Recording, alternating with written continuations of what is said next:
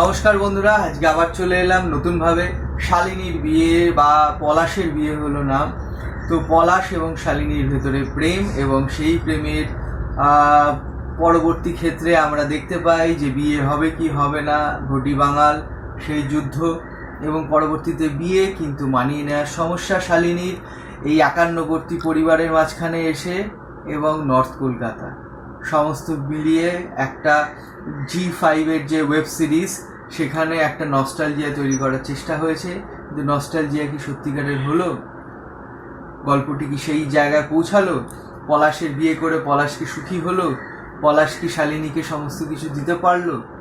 এই যে কি পারলো কি পারলো না, এটা দেখার জন্যই এই ওয়েব সিরিজ আপনাদের দেখতে হবে। আপনারা দেখতেই পাচ্ছেন যে এখানে আমরা দেখিয়েছি যে পলাশের বিয়ে মানে পলাশ বিয়ে করবে এবং বিয়ের আগের থেকে বিয়ের পরবর্তী সময় এবং একটি সংসার বা একটি পরিবার।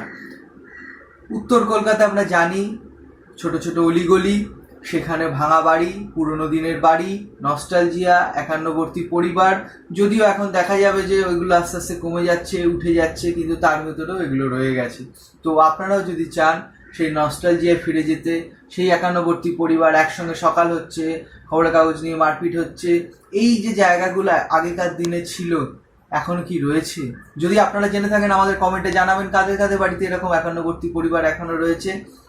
তো এইভাবে পলাশের বিয়ের জন্য পলাশের বাড়িতে যখন দেখা হচ্ছে পাত্রপাত্রী, তখনই ঘটি বাঙালের একটা সমস্যা চলে আসছে।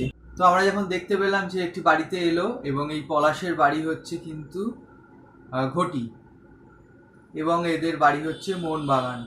তো দেখা যাচ্ছে কি যে যে পাত্রীর সঙ্গে বিয়ে ঠিক হয়েছে সে বাঙাল। তো এটা একটা বিশাল সমস্যা। তো তখন বিয়ে ভেঙে গেল। তো শালিনীও কিন্তু আসলে বাঙাল।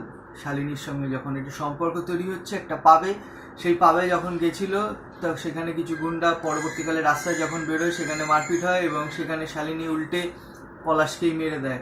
তো এই মারপিটের মধ্যে দিয়ে একটি সম্পর্ক শুরু হয় এবং কিছু সত্য মিথ্যে কথা মিলিয়ে ঝুলিয়ে দেখা যায় যে তাদের মধ্যে একটি সম্পর্ক গড়ে উঠেছে। আসলে মানুষ তো এইভাবেই বেঁচে থাকে, কার কখন কোথায় সম্পর্ক তৈরি হয়ে যাবে কেউ জানে না, কে কাকে ভালোবেসে ফেলবে। ওই যেমন আমাদের গামছার মতো অবস্থা হয়, এখানেও সেই দেখা যাচ্ছে যে ঘটির বাড়িতে গামছা পরে সমস্ত কিছু করে।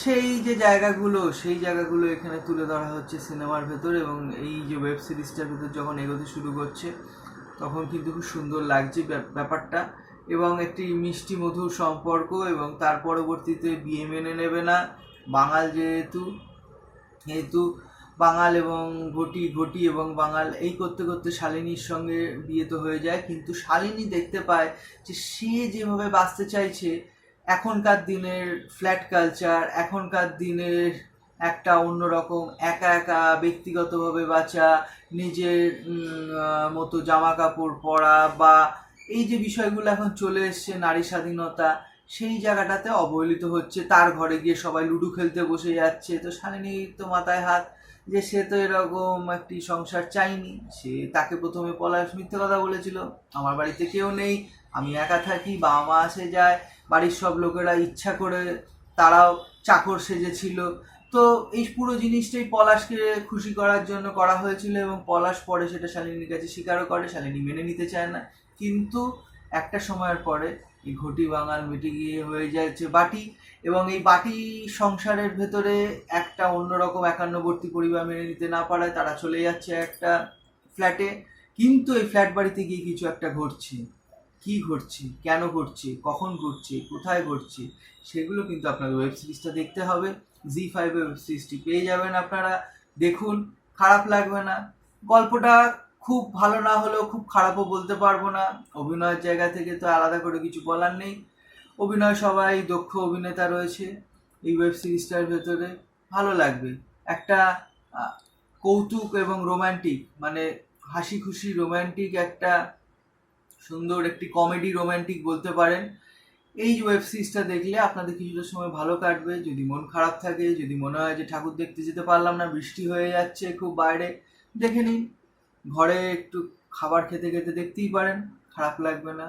আপনাদের পরিবারের সঙ্গে ভালোই সময় কাটবে, বন্ধু বান্ধবদের ডেকে নিন। ভালো থাকুন, সুস্থ থাকুন, আরও এরকম রিভিউয়ের জন্য আমাদের চ্যানেলটা সাবস্ক্রাইব করে রাখুন। আমরাও তাহলে উৎসাহ পাবো। কেমন লাগছে আমাদের রিভিউ কমেন্টে জানাতে ভুলবেন না। নমস্কার।